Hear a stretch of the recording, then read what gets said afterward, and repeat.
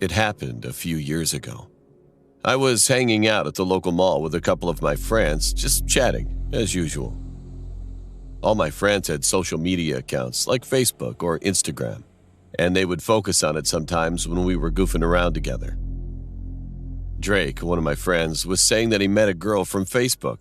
He also told us that he really liked her and that he was going out with the girl that night. We joked with him that he was going to be going out with some 40-year-old man, like those kind of jokes, you know. A couple of hours later, we had to go back home, so we all left the mall. When I got back home, I went inside my room to watch some TV. It was almost midnight when I got a text from my friend saying, "Hey, just finished the date." So I texted back, "Was he pretty?" He replied, "Very funny. Jokes aside, my car broke down and I need you to pick me up." Then he sent me an address. Well, I'm not the kind of person who ignores when my friend needs a hand. So I asked my parents if I could take the car and they said yes. I grabbed my phone and texted again, "On my way." Soon I got to the address he sent me and parked in the driveway. While I was going up the stairs, I kind of had a creepy feeling, as if I was being watched. Anyway, I rang the doorbell and heard someone say, "Come in." At first, I didn't recognize the voice.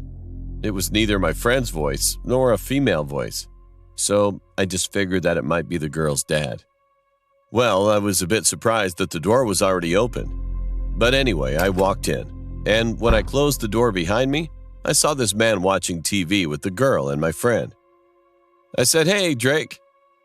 However, for some reason, he didn't respond. I had a strange feeling, so I slowly walked up to Drake, and I would never forget what I saw at that moment.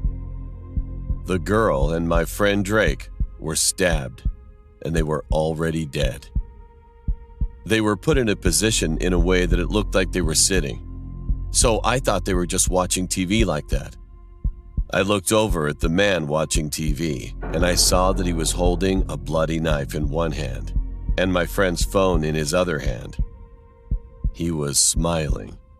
The man turned his head toward me, stood up and said, "Hello, young man.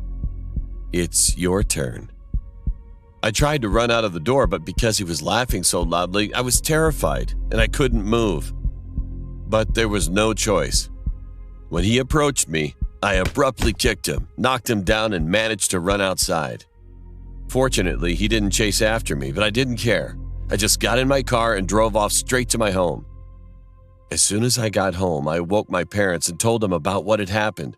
And of course, they contacted the police.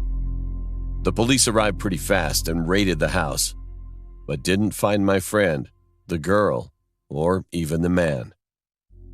And to this day, they still haven't found any clues. Now I'm grown up and I'm living on my own with my wife and newborn daughter. I always think about what would have happened to me if I was unable to run away that day. And my friend Drake, his face keeps coming up in my mind all the time since then.